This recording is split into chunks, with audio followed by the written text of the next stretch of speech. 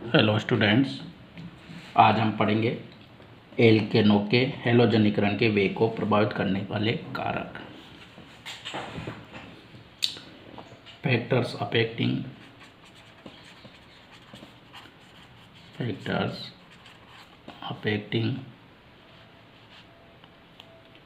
The rate of halogenation of alkane।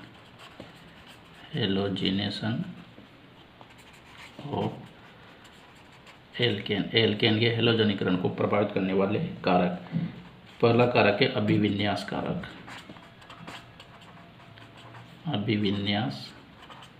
कारक।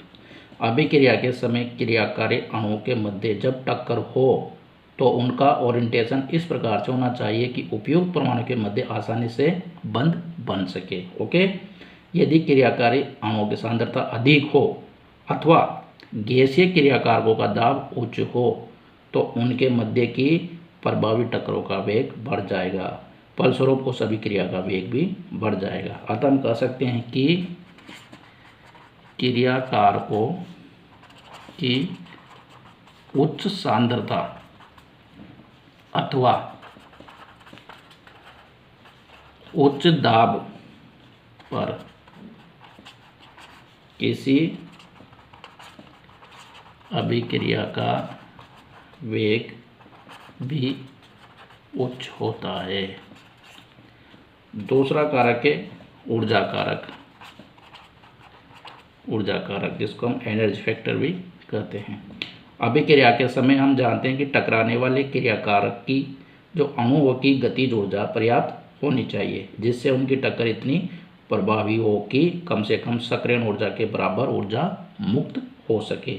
यदि क्रियाकारक अणुओं का ताप उच्च होगा तो उच्च ऊर्जा वाले अणुओं की संख्या अधिक हो जाती है, फलस्वरूप अभिक्रिया का वेग बढ़ जाता है। इसे हम निम्न ग्राफ द्वारा समझ सकते हैं। ये ग्राफ है जिसमें हम लेंगे इधर टकराने वाले अणुओं की गतिज ऊर्जा, टकराने वाले अणुओं की गतिज ऊर्जा। इधर है प्रति सेकंड टकराने वाले अणुओं की संख्या, प्रति सेकंड टकराने वाले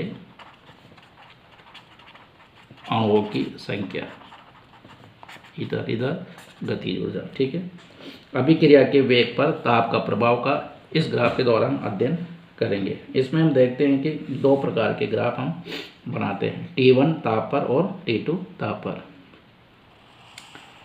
ये T1 ताप पर और इसको मैं बनाता हूँ T2 ताप पर। ये आपका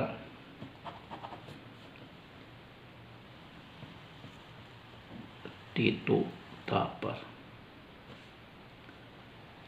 ये इधर जाके ये मिल जाता है और इधर जाके ये भी मिल जाता है, ये इस तरह से आएगा। ओके, तो हम देखते हैं कि T1 जो है निम्न ताप है और T2 है वह उच्च ताप है। T2 उच्च ताप, T2 is greater than T1 है। और इसमें जो ये बनता है आपका EA, जिसको हम बोलते हैं EA, इसको हम शेडेड द्वारा प्रदर्शित करते हैं और इसको हम करते हैं इस तरह से प्रदर्शित।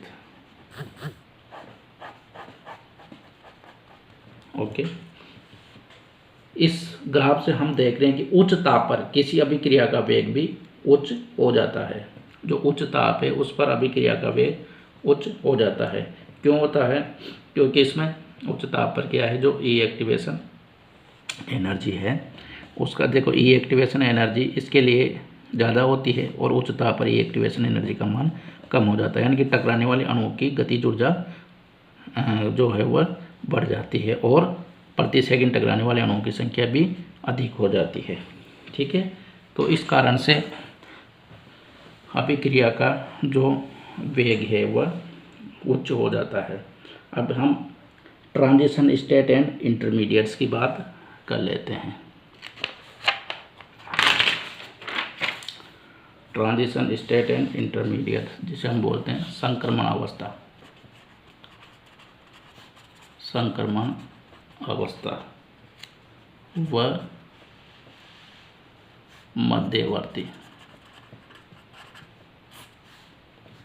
Transition state, TS and intermediate, TS and intermediate. किसी रासायनिक अभिक्रिया में क्रियाकारकों का उत्पादों में परिवर्तन एक अथवा अधिक पदों में संपन्न हो सकता है।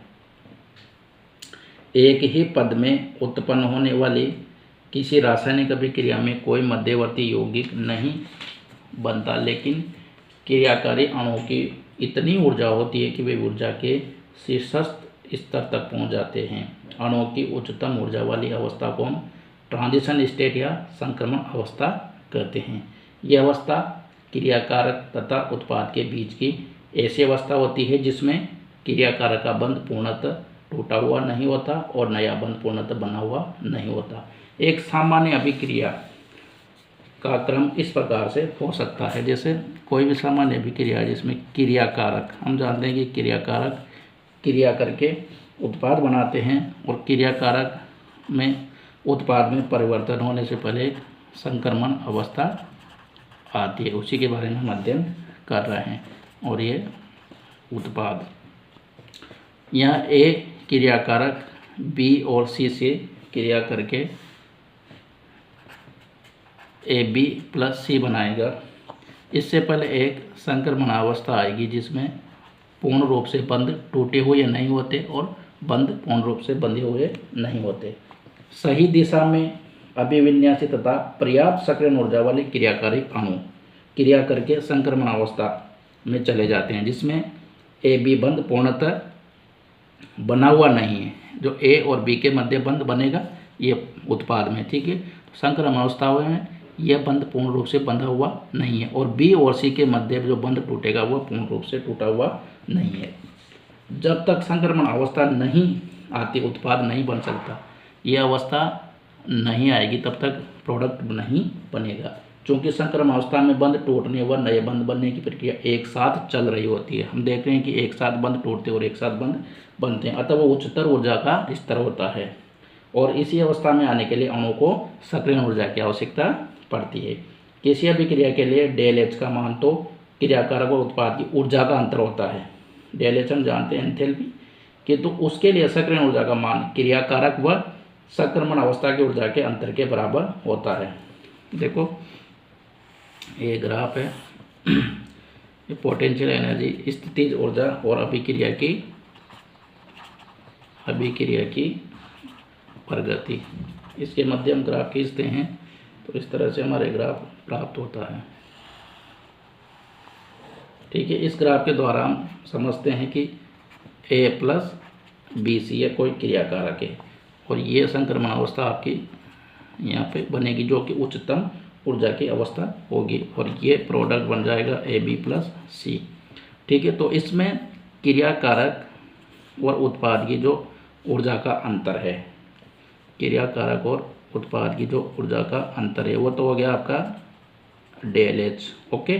और क्रियाकारक और संक्रमण अवस्था की ऊर्जा का जो अंतर है वो हो गया आपका ई एक्टिवेशन एनर्जी, ठीक है। जब कोई अभिक्रिया एक से अधिक पदों में संपन्न होती है तो उसमें मध्यवर्ती, जिसको हम इंटरमीडिएट बोलते हैं, मध्यवर्ती बनते हैं और ऊर्जा चित्र में शीर्ष में एक खड्डा सा बन जाता है। यह खड्डा जितना गहरा होता है मध्यवर्ती उतना ही स्थायी होता है। इस स्थिति में दो शीर्ष बन जाएंगे, अर्थात दो संक्रमण अवस्था बनेगी।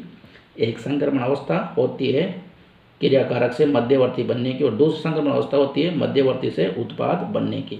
इस प्रकार की अभिक्रिया निम्न क्रम में संपन्न होती है। देखिए दो ये क्रियाकारक से संक्रमण अवस्था और संक्रमण अवस्था नंबर 1 जिसको TS1 बोलते हैं और इसके बाद मध्यवर्ती बनता है, ठीक है। मध्यवर्ती के बाद क्या बनता है आपका, ये यूँ चल रहा है क्रम, मध्यवर्ती के बाद बन जाता है आपका संक्रमण अवस्था नंबर 2। संक्रमण अवस्था नंबर 2 जिसको TS2 बोलते हैं।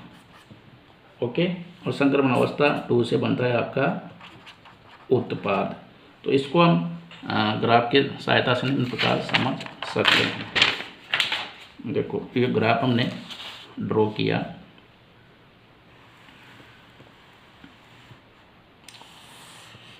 ये पोटेंशियल एनर्जी और ये अभिक्रिया की प्रगति,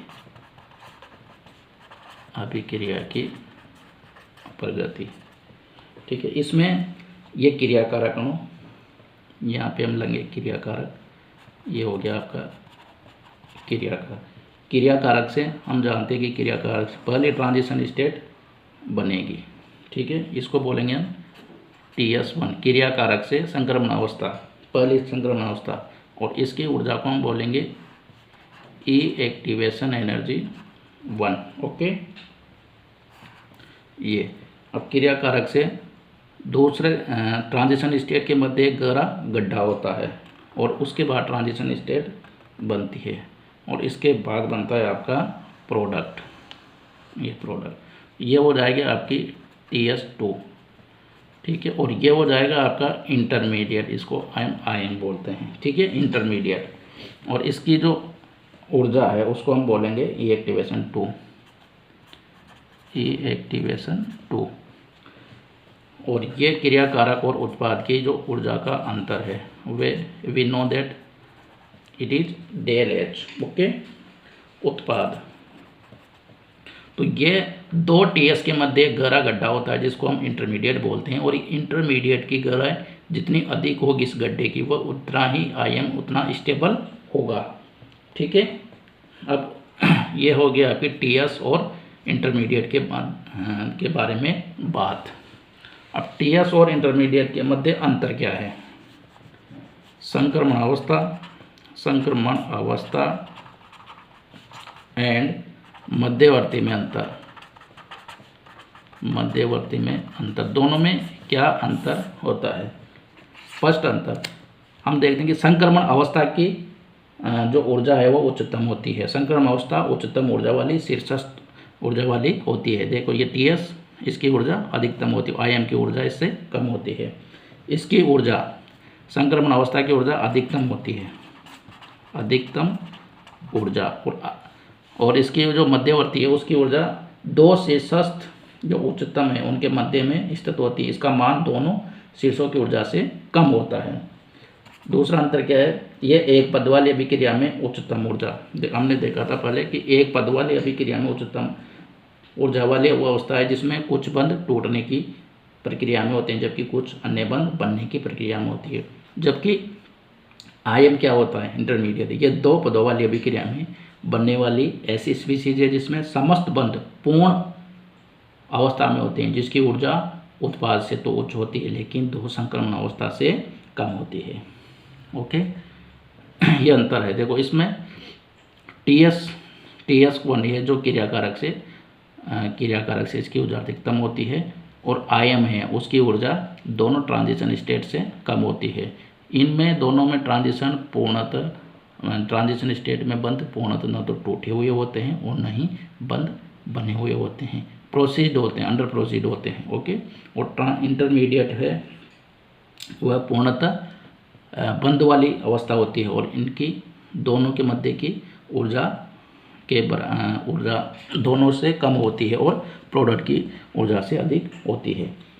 संक्रमण अवस्था, इससे आइसोलेट नहीं किया जा सकता। इसे आइसोलेट क्यों नहीं किया जा सकता? क्योंकि यह कुछ समय के लिए होती है, इसकी लाइफ टाइम है वह बहुत कम होती है, और मध्यवर्ती को कुछ विशेष परिस्थितियों में इन्हें आइसोलेट किया जा सकता है।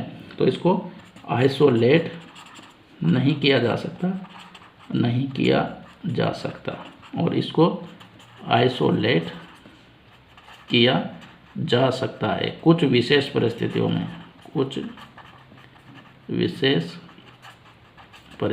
में, इसको आइसोलेट किया जा सकता है। तो ये हमने संक्रमण अवस्था और इंटरमीडिएट मध्यवर्ती के बारे में विस्तार से अध्ययन किया है कि संक्रमणावस्था क्या होती है और इंटरमीडिएट क्या होती है, और अभिक्रिया के वेग को कौन कौन से कारक प्रभावित करते हैं। आगे हम पढ़ेंगे रिएक्टिविटी एंड सेलेक्टिविटी, अभिक्रियाशीलता एवं वर्णनात्मकता।